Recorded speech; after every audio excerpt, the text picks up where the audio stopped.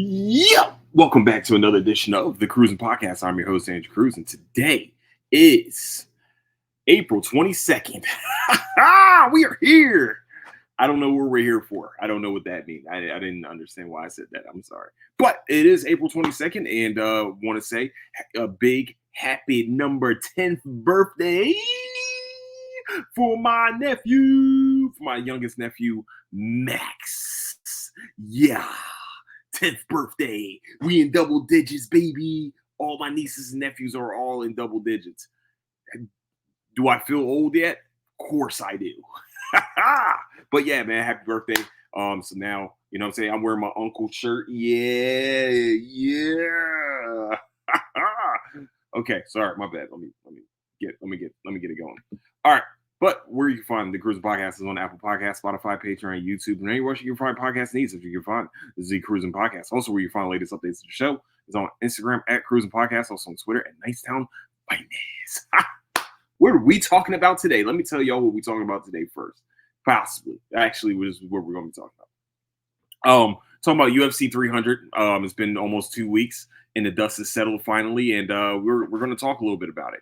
The excitement of it. You know, last week was a little rough for your boy. All right, going through a little rough patch there, and just figuring out life. But we're here now. Okay, we're doing what we do best. You know, what I mean, we're talking about sports and things. Also, we're talking about the past weekend watching Ryan Garcia dismantle Devin Haney. And then we're also going to get into a little bit of anime action. I just would like to say I watched the first 2 episodes of Solo Leveling. Oh, well, I'm close to watching the first 2 episodes of Solo Leveling. We're going to talk about it, baby. And then that's pretty much all we're doing with this pod today. Just, you know, we're recapping those fight events. And then that's pretty much, yeah, that's and then Solo Leveling. I didn't get to watch Ninjagami. I do have more reservations about it. I'll talk about that a little bit later. But welcome. How you guys doing? Also, first, I know I normally do this at the end of the episode, but I'm going to do this in the beginning also. Comapalooza is coming up. We are having a live podcast, live panel, all the rest of that cool stuff at the George R. Brown Convention Center May 26th through the 28th. Yo, they just announced, I'm just putting this out there. They announced Marty McFly and Doc Brown are going to be at the event, okay? Now, just in case people don't understand, I grew up on Back to the Future, okay? Grew up on both of them. 1 and 2. 3 was a little bit of a misnomer. I watched 3 though. I like 3 too. I don't care. That's one of the greatest trilogies of all time. If we really want to talk about it. We're going to talk trilogy is Back to the Future, okay? Just putting it out there. First great trilogy. No, sorry. Maybe Star Wars. All right. Star Wars and then Back to the Future. All right, okay. Before I piss off the nerds and that are me, before I piss off my own peoples. But Michael J. Fox and Christopher Lloyd will be at the Comapalooza event, which is awesome. Great Scott! Yeah. Sorry. All right. I'm sorry. My bad. I'm geeked up. I am a big fan. Ever since Back to the Future, I love Michael J. Fox on Spin City.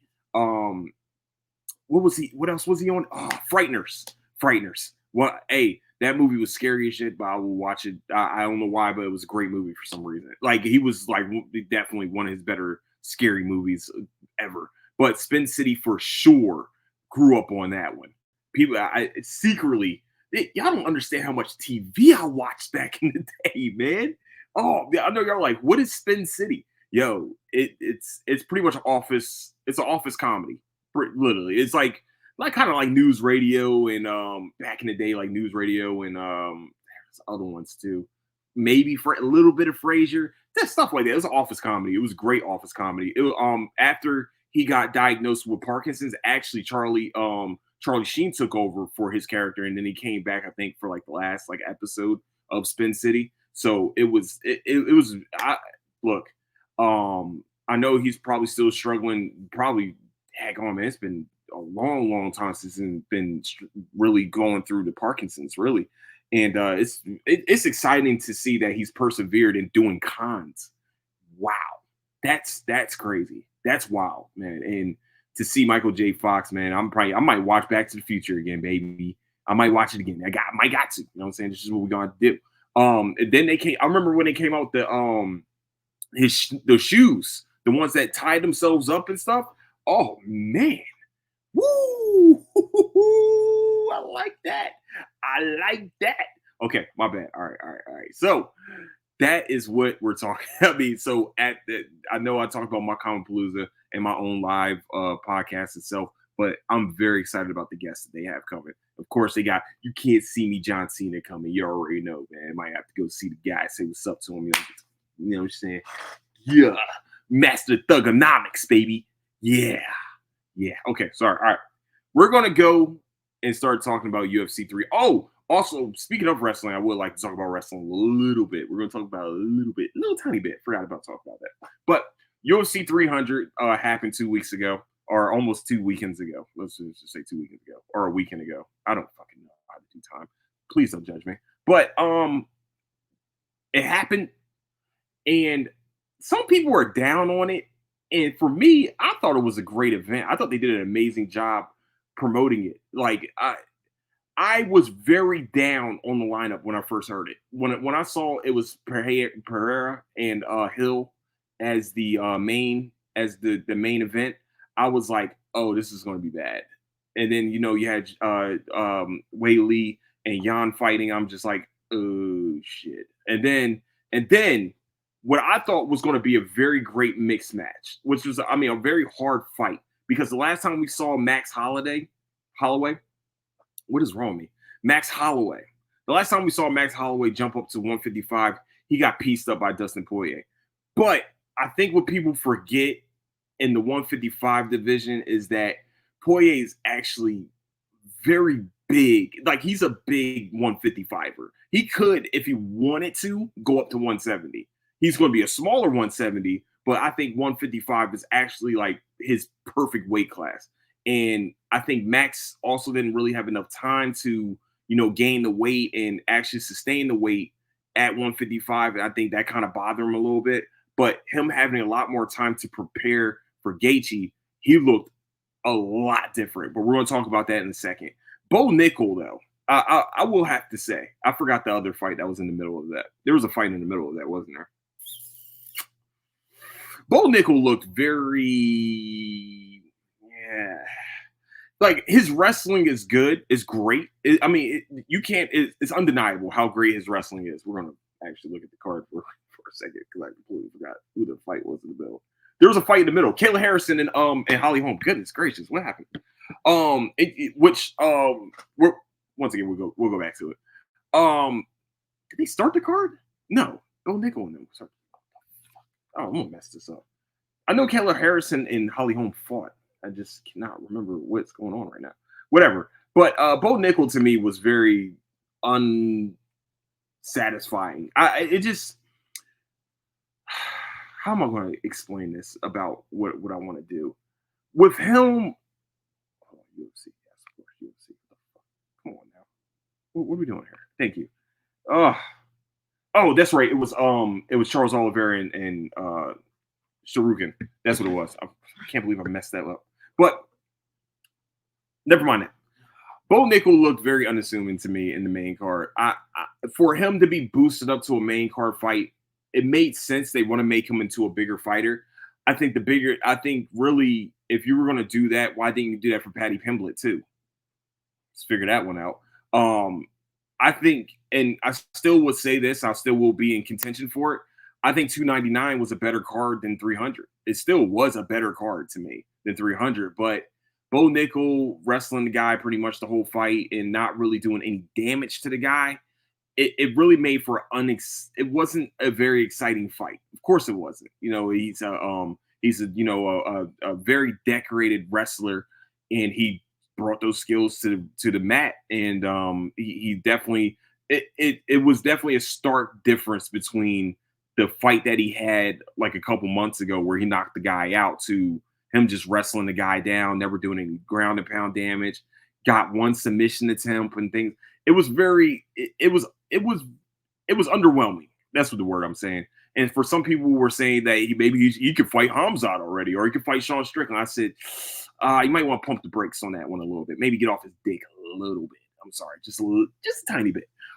Because Sean Strickland would piece him up. I think what's this, the middleweight division? So you got you got some killers that he's gonna have to try to get to first. And they were like, yeah, man, we're gonna put him in the top 5 already. We can put him in top 5 right now.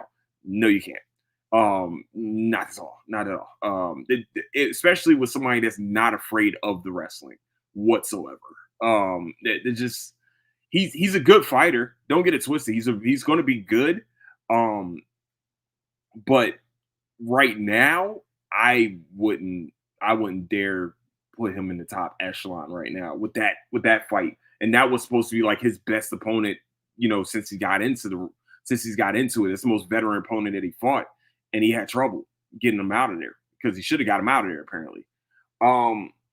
I don't see the hype yet. I really don't. I mean, he's really fought some tomato cans, and then this dude Bundrich gave him a run for his money. A journeyman gave him a run for his money to me. So we'll see. I know this is like his 4th or 5th fight, so we're still getting used to he's probably still getting used to getting maybe more ring time and things like that. So we got more time with him, so we will, the truth. I mean, the truth is going to be in the pudding very soon. I understand they don't want to throw him in the fire just yet, like they did with Sage Northcutt. Yeah, just putting it out there. If you guys go and watch Sage Northcutt, I remember when they were talking about him, and he just started getting nuked out of nowhere. Like, dude was like supposed to be this karate master, and then all of a sudden he started getting nuked. Like this isn't like, to me, it wasn't like I was trying to remember what the hell I was saying because that really messed me up a little bit. Goodness gracious. I wouldn't say that Sage Northcutt was weird because he was supposed to be his karate master. He started getting knocked out and shit like that. So sorry, my bad. That's very unprofessional. It's like, damn, man, it's almost 6 years. I don't normally get text messages. This is weird. No, but yeah, that's pretty much what happened there. Also with the Charles Oliveira and Armin Sharukin fight, Charles, I never seen somebody have that deep of a guillotine on anyone to where their clothes are getting stripped off. Just put it out there. Never seen it before in my life. Probably never see it again. I didn't know you getting choked in that makes you strip. It's just a different thing. I didn't know what type of fight. I didn't know if they were still fighting at this point. I didn't know it was still UFC or I was watching some hardcore things going on. And I almost turned the channel, even though you can't because it's pay-per-view. But hey man, more props to Sharukin because most people in that situation would have went to sleep. Easily would have went to sleep. And it's not like Charles is one of the most decorated Brazilian BJJ artists out there. And he withstand about maybe 1 or 2 submission attempts. To me, with the UFC, it seems like there's less of a reward for having someone in complete danger. Like, danger to me is like, I got you in a submission and you can either get choked out, get your arm broken, either or. To me, it seems like there's less emphasis on that, more emphasis on control without really doing any type of damage. Like, the only damage I will say with Charles Oliveira was the elbow to he did get sliced up. So right now there's a scale right now, which I heard from Dominic Cruz myself, is that he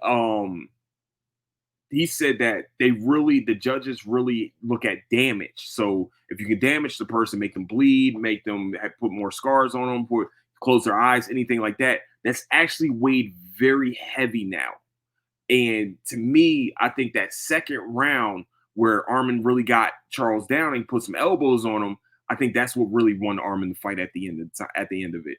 To me, if you're in danger though, and there's a chance that you could lose the fight, like very big chance that you could lose the fight, I think that Charles would have won. I think Charles won the first round. I think that third round could have went either way because Charles did have him in a darce at the end of the round. it's just kind of like boxing where most boxers kind of like to start going off at the end of the rounds so they can steal the round or something like that. To me, that's a flurry to me. Putting someone in a choke and put them in a dangerous spot, that's a flurry to me. And I think that wasn't weighed as heavy as it should have. And I think Charles losing that fight really, that sucks because he fought a really good fight. And anybody else that he would have choked, most people are going to sleep in that situation. Just Armin's just built different than anyone else. His neck, he might not have a neck. Who knows? Maybe he doesn't have, maybe he's not a guy that likes to get choked a lot. He's not a guy like that. He's not down with that. So he said, no, I will not be going to sleep today. And I'm going to continue to lay these elbows on you. What was the next fight? Oh, okay. The best fight of the card, of course. Gaethje versus Holloway. I did not see that coming. I did not see that coming. Listen, I'm a Max Holloway fan.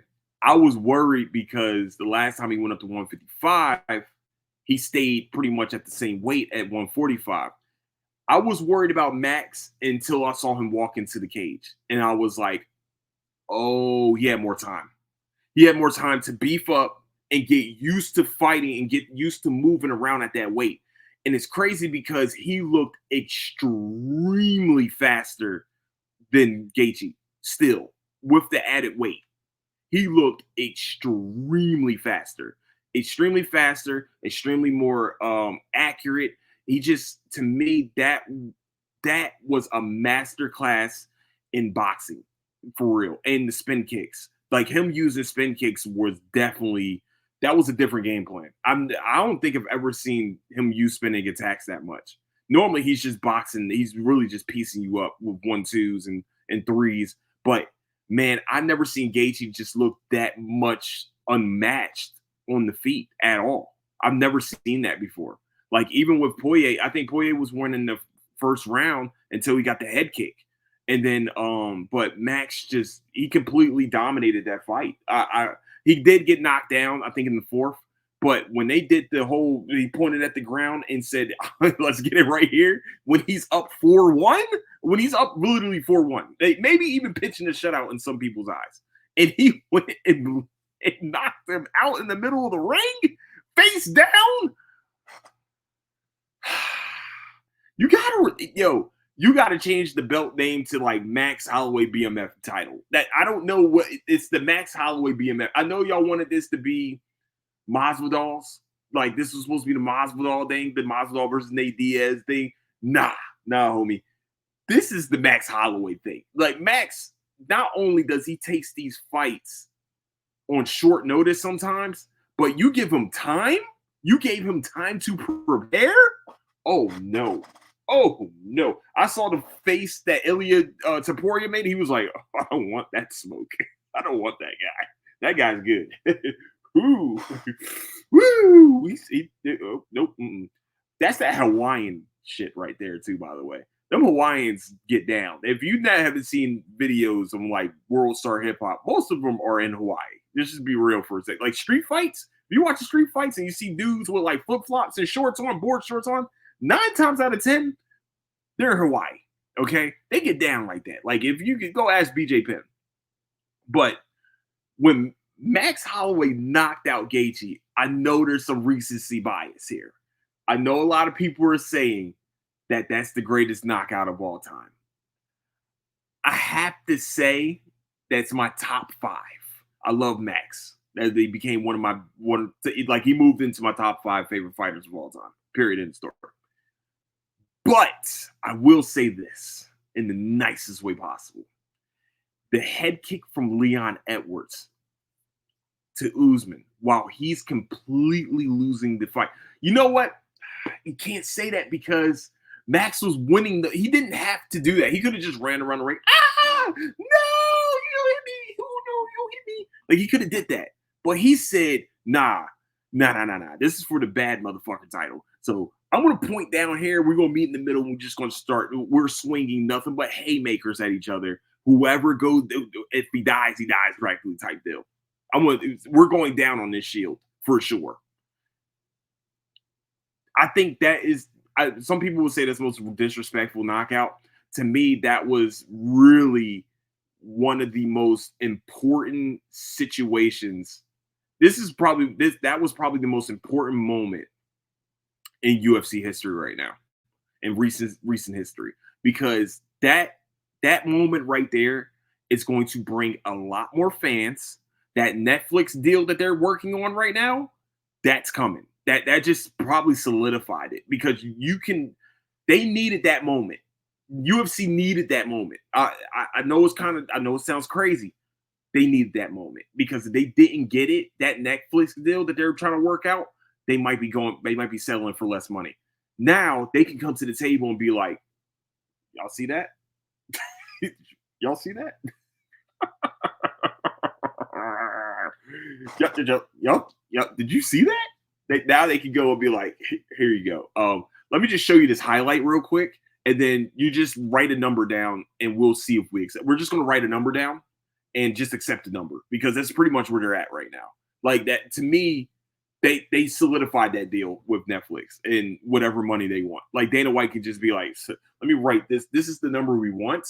If you don't match it, we're going to go somewhere else immediately.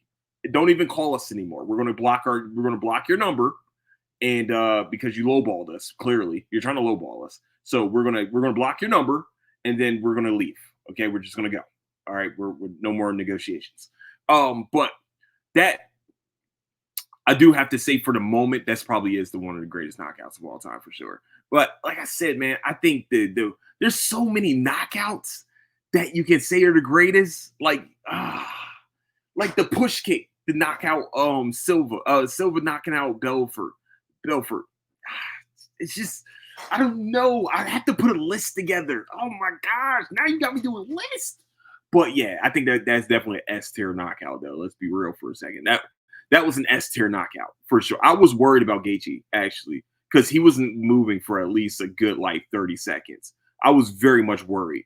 I think he was knocked out, but at the same time, he was also exhausted. That has to be exhausting, getting fucked up for 25 minutes. Literally, dude beat him at the buzzer.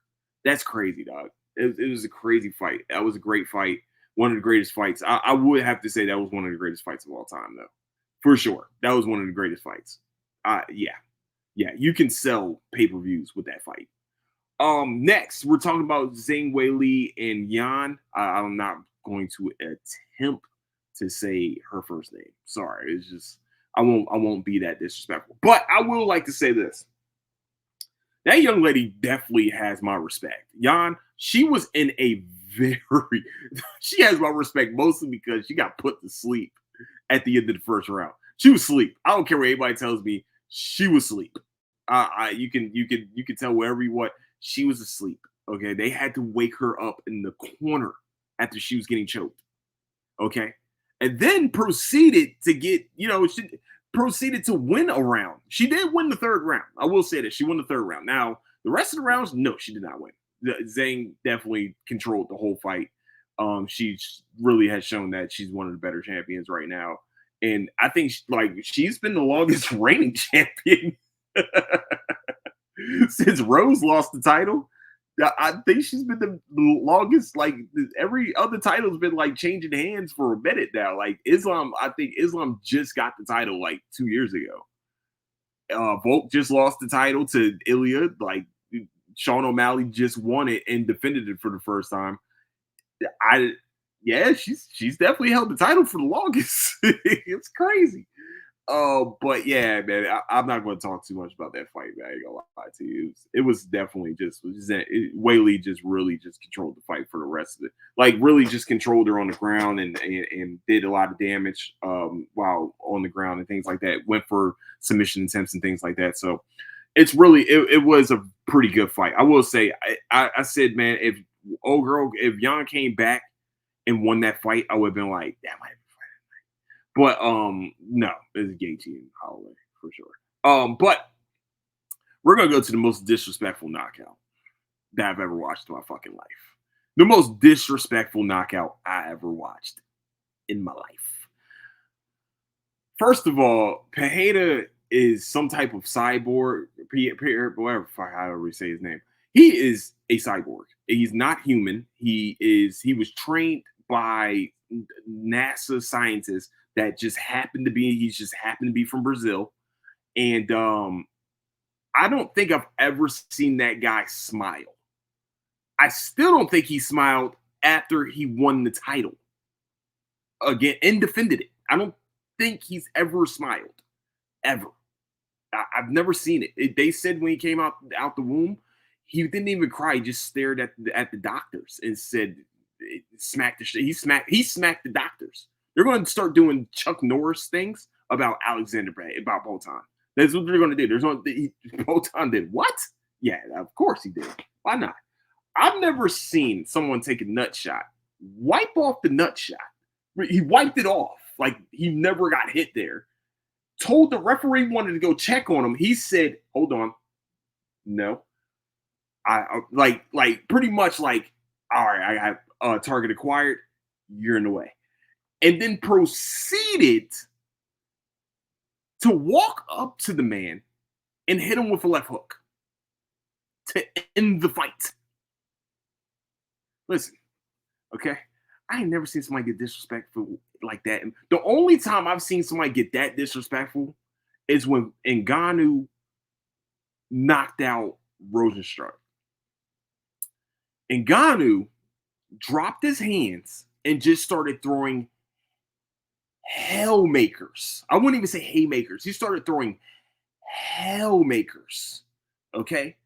And when I say hellmakers, he started throwing hooks, he threw anything that he threw was coming with very, very, very, very, very, very, very evil intentions and proceeded to not even block at all.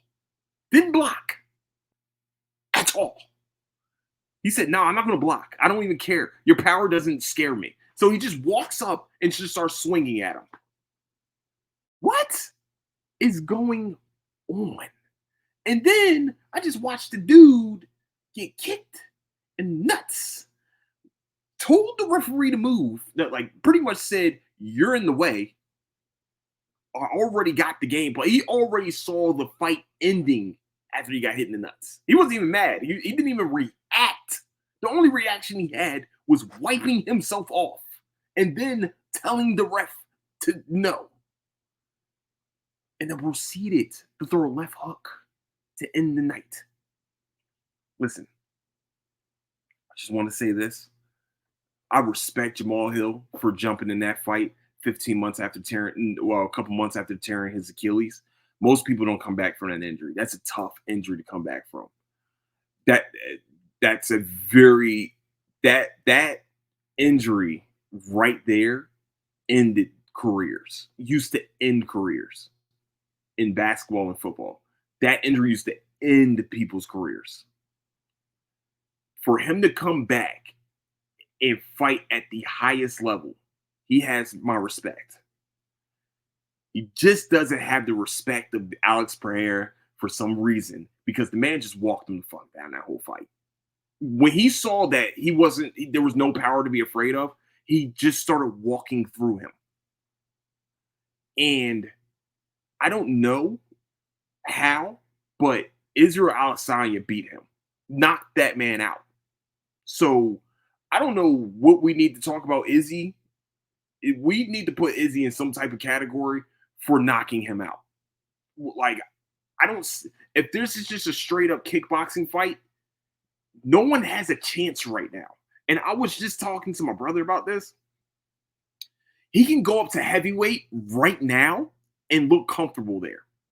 Like, he's walking into these fights. Yes, it's a 205 fight, but he's rehydrating and getting back up to 236. Yeah.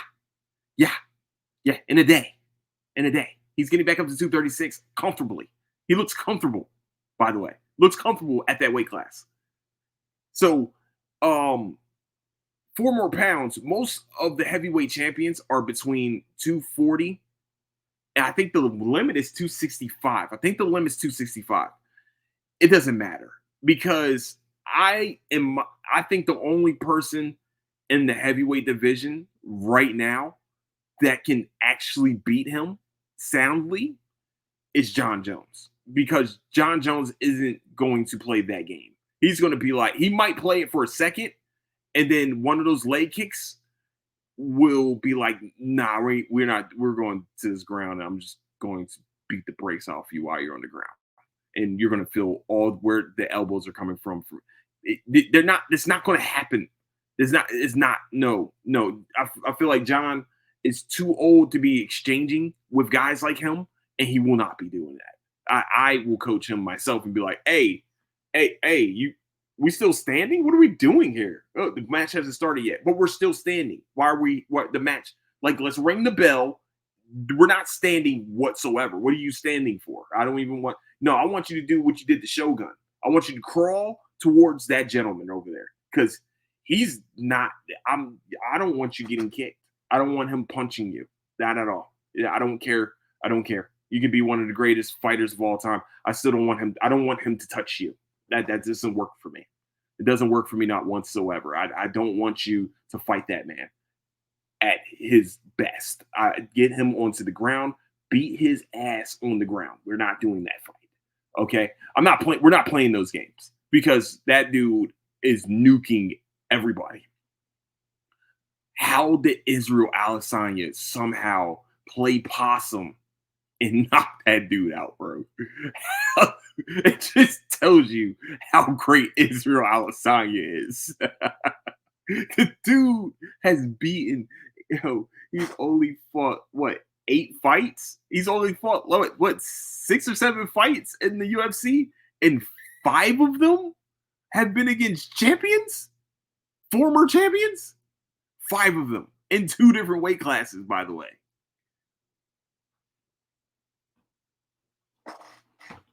And they're like, yeah, Yuri's going to fight him.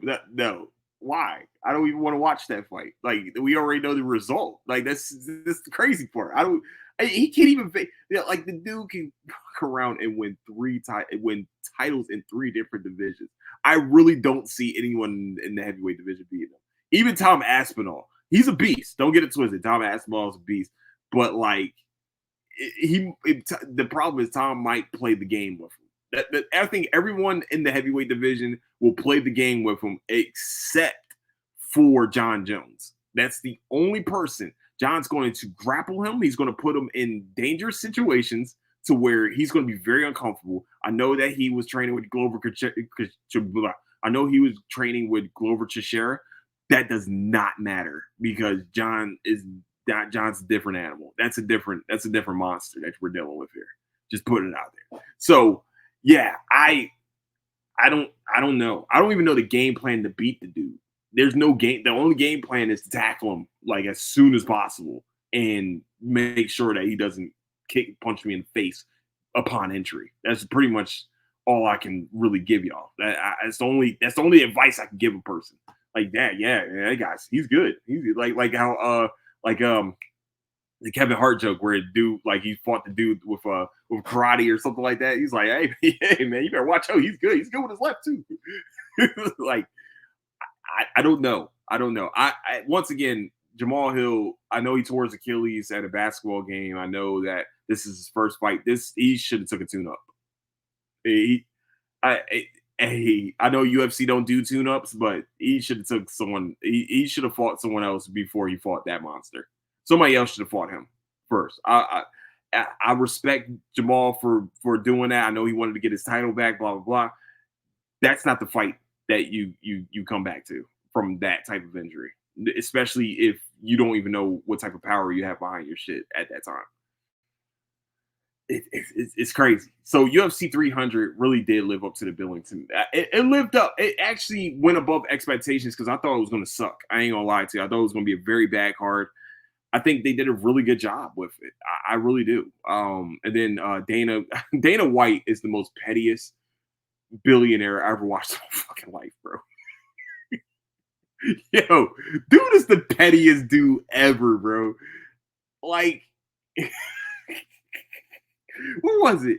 He was on Instagram and posted all like MMA podcasters that were saying that like UFC 300 is like the worst card ever, and this, that, they're like talking shit about UFC 300, and then showed videos of UFC 300, and then showed highest gate, third highest pay-per-view, like all like broke all these numbers for UFC records and things, and he was just like, it didn't say anything, like at all. Actually, speaking of not saying anything, Pereira, not only did he knock out Jamal Hill, but he did the what's his name? The dude that the Iverson commercial. I don't know if you guys remember the Iverson commercial where he's like, this guy does this. Is his name Kobe? It's Kobe. I think it's something. Damn. He's like silent and he just yeah. Yeah, it's yeah, man. That's the only that's literally the only thing. I think he did that mostly because Hill was being a little disrespectful for the fight. I will say, like, I know he's trying to sell a fight and things like that. Sometimes you have to sell a fight, maybe try to get inside a person's head. That guy right there, you can't get inside of his head. There's no way. No, he's going to celebrate on you with a straight face. I've never seen anybody celebrate with a straight face in my life. His kids have way more energy than he does. Like he drains me energy wise after he wins. Like I just like I don't even know. How should I celebrate for you? Like I want to, but I'm you zap my energy also. All right. That's it for UFC 300, one of the better gates. If you guys get a chance, definitely go check out that Instagram from Dana White. Hey, I don't like Dana White, but I like the pettiness. I love petty. You guys don't understand. I love petty shit. I love catty things like that. Okay, all right. We're going on to Ryan Garcia stuff. Ryan Garcia on Saturday pieced up. No, I wouldn't say. All right, the first round he knocked him. The first round he rocks him, of course, with a left hook.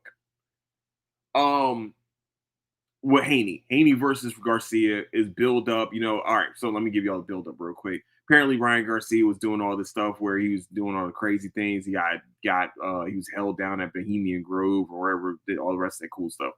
He was doing all that crazy shit on Twitter. Everybody was worried about him. Actually, like Theories of Third Kind even did an episode about him and things like that. Like all conspiracy theory podcasts jumped on the Ryan Garcia train. And everybody got hooked, line, and sinkered with that one. Hook, line, and anchored on that one. Even me. He got me. I was like, I don't know if this shit's real or not, but I want to believe it. And everybody wanted to blame CTE, drinking, cocaine, all the rest of that cool stuff. Everybody wanted to blame all of that stuff.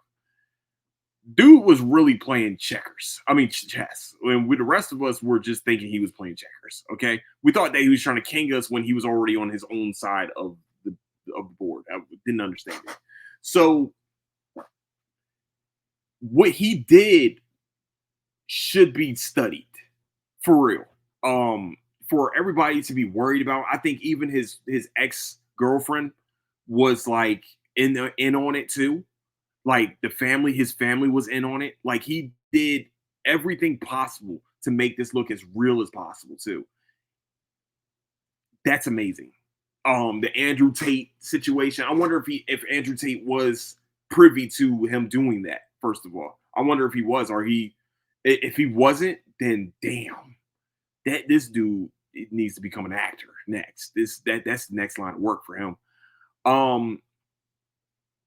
Coming up to the fight, you know, he was doing the whole dancing thing, and then you can just see it though, like slowly. Devin kind of started not having the same like respect for the dude. I understand, like he was like, this dude, yo, are you even taking this fight seriously? Like, I think it looked like he might have thought that he wasn't taking this fight seriously, which made sense. Also, as a professional boxer, you should not be missing weight by almost 3.5 fucking pounds. That's a problem also. But that worked out to his advantage. And yes, Devin Haney should fight him. He should get a immediate rematch too. By the way, I definitely agree with that. Like he did not have to fight that fight at all. Okay, he made weight. He was professional about it. Ryan, I think that was also part of the mind games too. Just putting it out there. When I saw him fighting, when I saw him walk into the ring, I normally don't. Well, I talk about this. Maybe I did talk about it a little too much. But with his body, just like with Max Holloway, it seemed like without that rehydration clause, he's not on death's door. He looked a lot fuller. He looked a lot more in shape. He looked like he wasn't about to die. Okay, He didn't look like skin and bones. Now, when he fought Tank, he looked like skin and bones. Period in the story. To know that like you make your weight and then you can't rehydrate yourself to a certain weight bothers the hell out of me. I'm sorry. That bothers me. That rehydration clause is weak. If you can't be, that's a different story for a different day. But like I said, he looked a lot better. He looked a lot healthier coming into this fight, which is weird. And then they said, yeah, he chugged the beer. Apparently, he said that was only like apple juice or something like that. Like, the dude was playing chess with us. Okay, he was beating us. He beat us. Okay, he won. All right, without any of his pieces getting taken to me. The first round, he rocks Devin Haney. I was like, oh, he's in this motherfucker. He's focused. This is a different Ryan Garcia. Oh, okay. Well, you have my attention. You have my attention now. So the first round, yes, he rocks him. To me, I will say this: between the second and I want to say the 7th round, maybe even a little bit of the 8th, Devin Haney won those rounds easily. Actually, Ryan was doing a little bit too much dance, not too much dancing, but he's like running around doing all that shit. You know, trying to get into the Philly shell a little bit too much, trying to do the shoulder roll, everything like that, a little too much during that time. But when we got to that 8th round, and he caught him again, and then this time followed up by finishing it, by knocking him down, I was like, okay, all right, Ryan's back. Hey, we're here. The problem is the whole fight was dictated. He could have dictated the fight at any time. That's what it seemed like to me. That fight right there, it just seemed like when Haney's on his bike, Haney isn't a good counterpuncher. He doesn't have any. When you don't have to worry about someone's power, it just seemed like Ryan wasn't worried about his power whatsoever. He was just walking. If he wanted to, he could just walk them down. And some of the flurries, of course, he was just walking them down for real. It looked like a very easy fight. Also, it looked like he was well coached this fight. Also, he was very, very well coached this fight. I will say in that 8th round, he knocked him down 2 other times. Those other 2 times where Haney hits the ground, he was knocked down. Haney was knocked down 3 times. To me, Haney lost that round. If Ryan doesn't lose a point, I mean, him losing a point kind of sucks, but that was a 9-7 round. That's how bad that was. That was a really bad round for Haney. Haney won the last round, but between 8 and 11, Ryan won those rounds with the 3 knockdowns. That's where he won the fight, to me. He looked a lot better, extremely better. Like I said, he looked a lot sharper. I want to be down on Haney so bad, but it's just like either you didn't come into this fight prepared, or this is just how this was going to be. He's a bigger, like this dude was, this is a bigger fighter than he's normally fighting. I still think he lost to Lomachenko, in my opinion. I do have to say, like, you can't put him on the same pedestal as Tank and Shakur. Or can you? I don't know. I'm just not a fan of his pops. I don't like when I'm listening to someone interviewing, like this is when their dad or coach is the one talking most of the time. It bothers the shit out of me. I want to listen to the person. I want to get inside their head. I don't want to get inside. What the fuck am I hearing about you? Why is your dad talking most of the interview? Don't make any sense. I mean, I'm cool with black father doing what he needs to do, being around the son, coaching. That's cool. I like it. But like it's just like, bro, the spotlight ain't on you though. You're not the boxer. Your son is. So why are we hearing you? Like, if you want to be interviewed, interview on your own fucking time. I'm here for him. So I think it was, to me, it was a masterclass of like playing the game through the media and then also coming in fight night ultra prepared. He just looked very prepared for this fight. So congratulations to Ryan Garcia. You know what I mean? Also, congratulations to all the winners of the UFC 300, by the way. I wanted.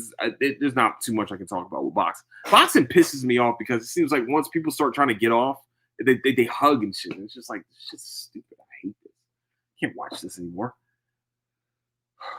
Goodness gracious. I didn't know I was talking this long. Okay. Sorry. What was I talking about? What was next? Oh, watched wrestling for the first time in like 15 years. That was fun. I ain't gonna lie to you. That was fun. Watching WrestleMania, that was cool. Now, will I be watching wrestling anymore this year? Fuck no. Wow, no. Why would I do something crazy like that? No, actually, I might actually watch it. I'm not gonna lie, man. It was nice watching like the storylines. Like, I think they did a really good job with the writing. I know you guys don't. I know. Sorry. Some cat's out the bag. The results are already known. Triple H is doing a fantastic job in the steed of Vince McMahon. Thank fucking goodness. It looked like everybody it looked like Philadelphia showed out for WrestleMania, and that's what I love too. I love that everybody showed like love to Philadelphia too. Like some people were wearing like Eagles stuff, like Eagles colors and stuff. Like Rey Mysterio had like the Eagles mask. That was so cool to watch, man. Watching one of my favorite wrestlers that I watched when I was a kid wearing like my favorite team stuff. That is so cool, man. Oh my gosh. But yeah, man, it was my first time watching it. I was like, damn, this is what wrestling is now? Oh my gosh. But I will say this. That shit, them punches definitely now look fake as fuck, man. Now that you know it, now like in my eyes, my 34-year-old eyes, I'm like, how the fuck are you getting hurt by that? Like, how is that punch hurt? That he didn't even touch it. Like some of them, you're just like, he didn't even touch it. Like I knew when Big Show slapped the shit out of somebody in their chest because Big Show actually was slapping motherfuckers in their chest.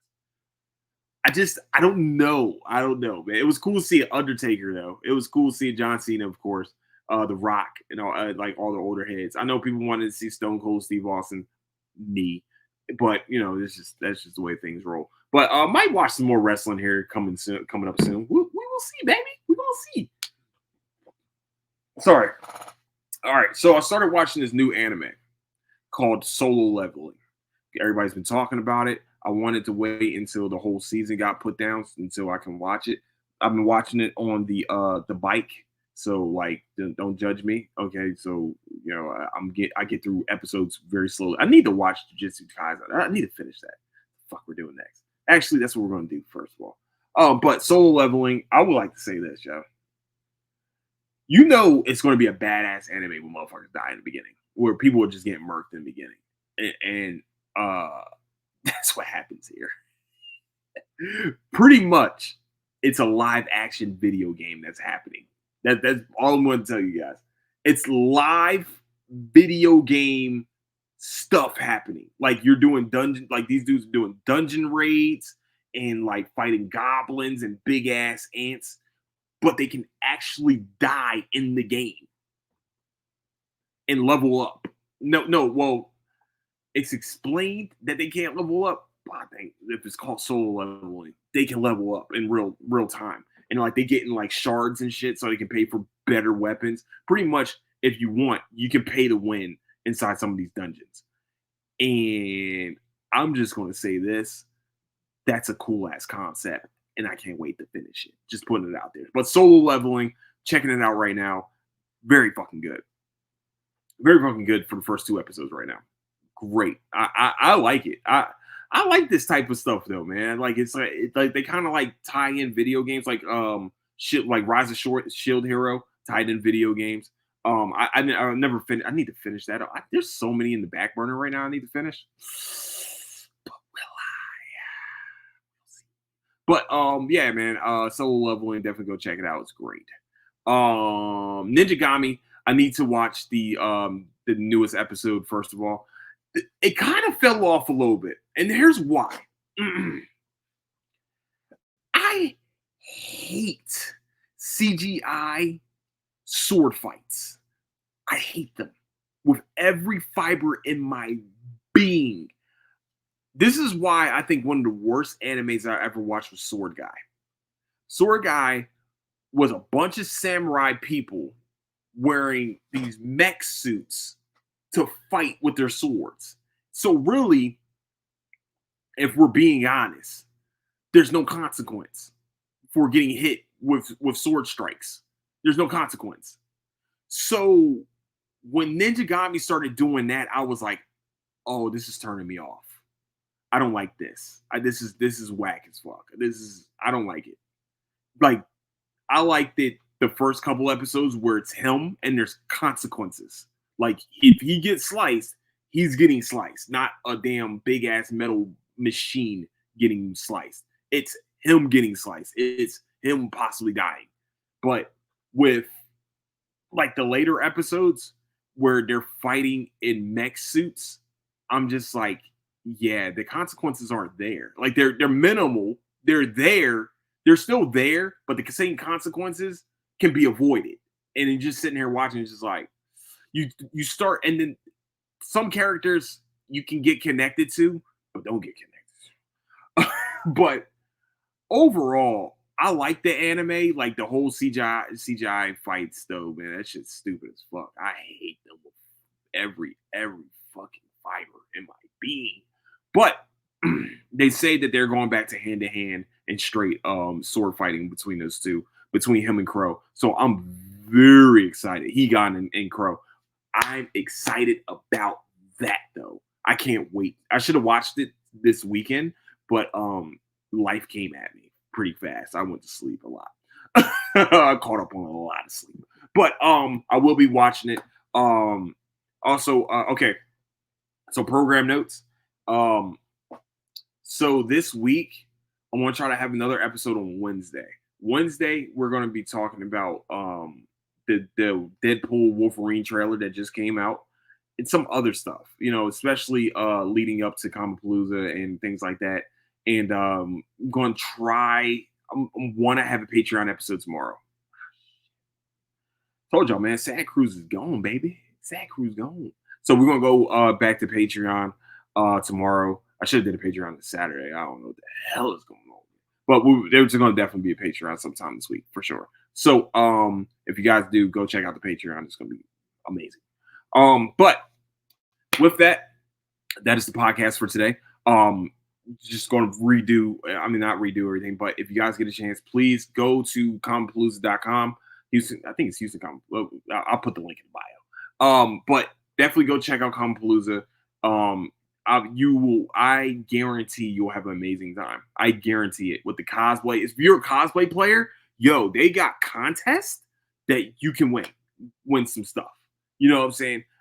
If you were a painter, like an artist or anything like that, there's ways to be vending out your things. You can do y'all sleeping. Go to these conventions. These conventions are fun. You can meet and they're great for networking. I wouldn't be on StreamYard today if I didn't join if I wasn't part of the podcast family. Like I probably would have found this out maybe later on in life, but I would not be using StreamYard right now if I wasn't able to network. So if you are a comic book fan, an anime fan, just a fan in general of nerd things, like, you know, like I said, we have Back to the Future people coming. We have Star Trek people coming. People that have starred in Star Trek. Anson Mount, who, you know what I'm saying, like from Star Trek Strange Worlds. If y'all have not checked out this is one of the biggest ones. And think Friday night, they normally have like a little nightclub at the end too. So that's even better. They have like a video game area. Oh, I cannot wait to talk more about Comapalooza. There's going to be a lot more of me talking about this, a lot more guest announcements, which I'm very excited about. And so why am I doing this? I'm sorry. My bad, y'all. But definitely, we will be there March 26th to 28th. I cannot wait. Woo! Okay. So with that, sorry, let me get it going. Let me get out of here. But with that, I like to say I love all of y'all, man. Thank you so much for listening to the podcast. Oh, by the way, where you can find the podcast is on Apple Podcasts, Spotify, Patreon, YouTube, and anywhere you can find podcasts needs. That's where you can find Z Cruising Podcast. Also, where you can find latest updates to the show is on Instagram at Cruising Podcast, also on Twitter at Nicetown Finance. And I would like to say this really quickly. Please leave a 5-star review on Apple Podcasts and also on Spotify. Let me know how you're doing on Spotify. Please, you know what I mean? Leave, you know what I mean? Let a brother know. You know, we're still doing the mental health thing up in this joint. So I know I didn't talk much about mental health today, but sorry, but there will be, you know, more mental health things on Wednesday for sure. But what Fuddruckers was I doing? Oh, with that, I like to say I love all you guys. Oh, hey, go to Patreon. Patreon's only $2 $2.99, maybe $1.99. I don't know. It's not that much. Okay, not even a cup of coffee. Not even. It's not even half of a cup of coffee. If you go to Starbucks and you spend $3, you spend more than $3. I'm telling you, there's more content, baby. There's going to be way more content there. So more bang for your buck. So with that, I like to say, please go check out the Patreon. You know what I mean? It's going to be great. I promise you'll have a great time there. It's awesome. So with that, I would like to say, I love all y'all. Oh, like and subscribe on YouTube too. Shit, man, I'm doing a lot of weird things today. Whatever. All that cool stuff. So with that, I like to say, I love all you guys. Don't do anything I'm going to do. Catch you guys later. Deuces.